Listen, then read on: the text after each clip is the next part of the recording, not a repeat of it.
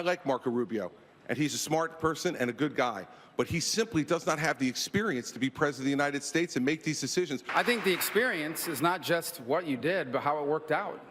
Under Chris Christie's governorship of New Jersey, they've been downgraded 9 times in their credit rating. This country already has a debt problem.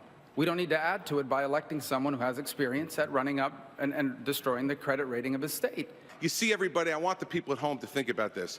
That's what Washington, D.C. does. The drive-by shot at the beginning with incorrect and incomplete information, and then the memorized 25-second speech that is exactly what his advisors gave him. Marco, the thing is this.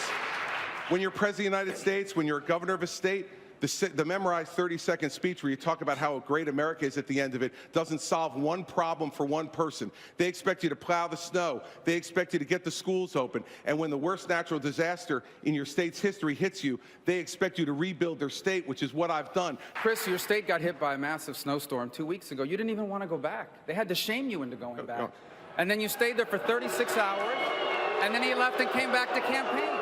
See, those are the facts. Here's the bottom line. This notion that Barack Obama doesn't know what he's doing is just not true. There it is. He knows exactly what he's doing. There it is, the memorized 25-second speech. Well, that's the reason why this campaign is so important. You know what the shame is, Marco? The shame is that you would actually criticize somebody for showing up to work, plowing the streets, getting the trains run back on time, when you've never been responsible for that in your entire life. Okay. He didn't want to go back. And the fact is, I went back, it got done, and here's something. You didn't want to go back. I went back. Oh, so wait a second. Is now one of the skills you get as a United States Senator ESP also?